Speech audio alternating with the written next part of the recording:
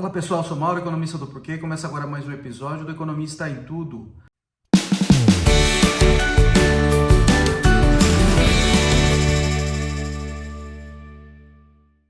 Para você que está chegando por aqui, eu convido a se inscrever no nosso canal e a ligar o sino para receber as notificações. Toda semana 3 a 4 vídeos novos e também dá uma olhada no nosso site www.porque.com.br, tem bastante conteúdo escrito lá. Vou falar um pouco do Copom, da reunião do Copom que vai acontecer nessa semana. O Copom é o Comitê de Política Monetária do Banco Central e o Copom define o que vai fazer com a Selic, que é a taxa de juros básica da economia. Essa disputa sem fim entre o Executivo e o Banco Central, o Executivo querendo e fazendo força mesmo para uma redução no juro.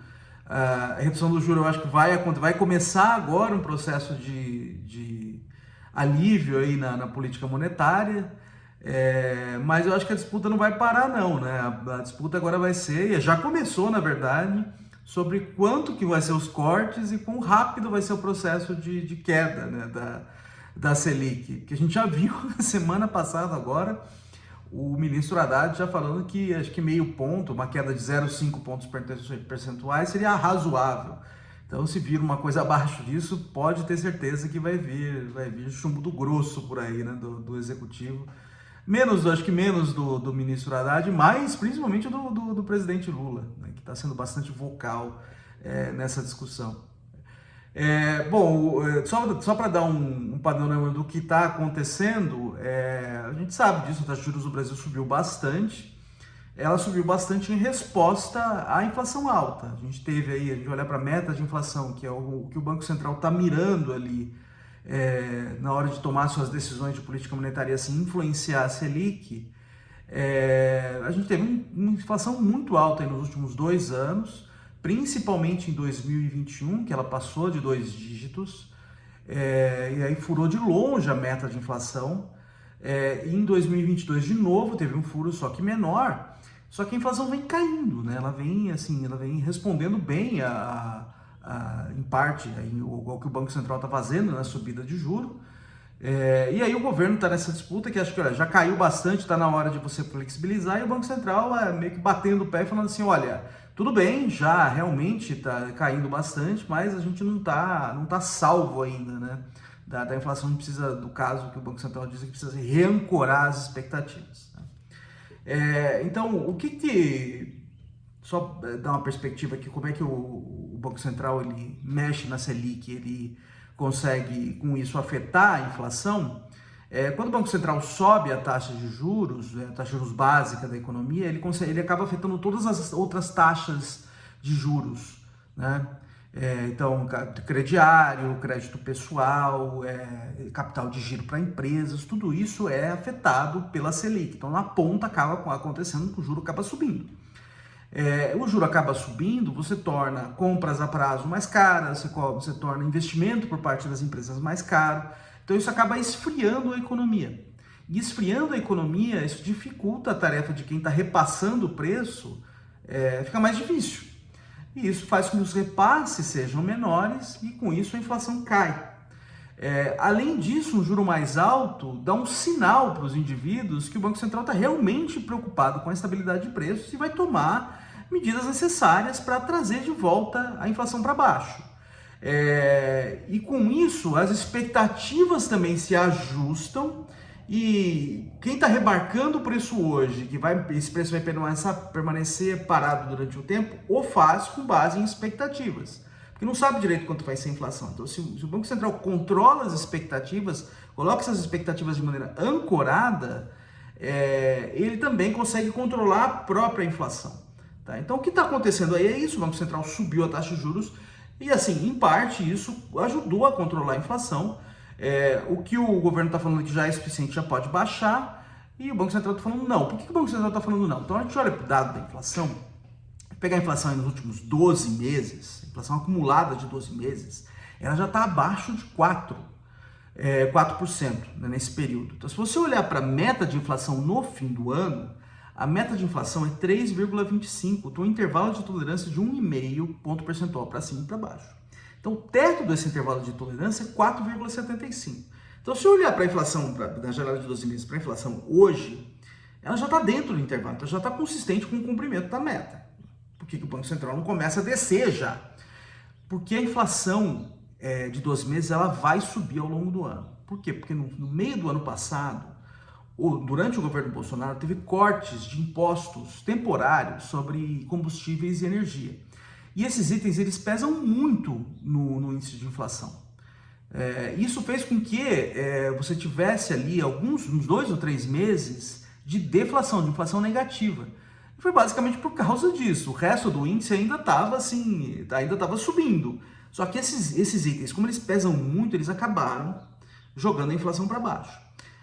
À medida que o ano vai correndo, esses meses de inflação baixa eles vão sair da janela de 12 meses.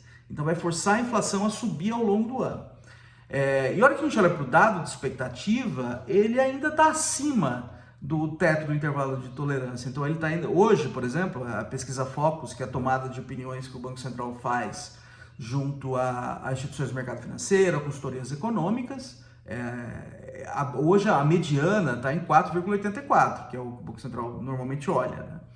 Então o teto é 4,75 da meta, então está acima, mas já vem caindo muito, tá? A expectativa ela despencou, principalmente ali a partir de março, abril desse ano, ela subiu bastante, né? Porque a gente teve esses medos quanto o que o governo Lula faria do lado fiscal.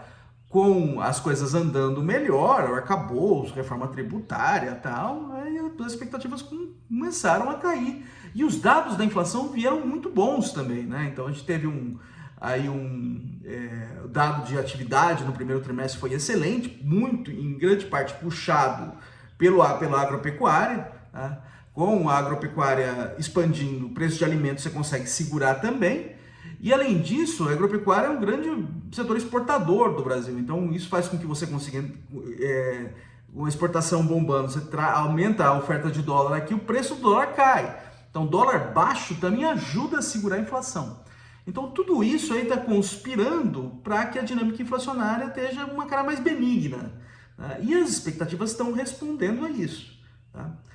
Além disso, você tem do lado fiscal as coisas estão melhores também, né? As coisas melhores do lado fiscal, a gente viu aí a aprovação o bom andamento já do arcabouço fiscal, né? Que são as novas regras fiscais do governo Lula para tentar segurar a dinâmica da dívida, e a reforma tributária andando super bem também, né? Então, essas duas coisas, elas conspiram para dar uma perspectiva melhor para o fiscal no longo prazo. E com isso, você consegue o juro neutro, o juro de longo prazo da economia brasileira também cai. Isso vai dar mais flexibilidade para o Banco Central conseguir baixar os juros sem pressionar a inflação.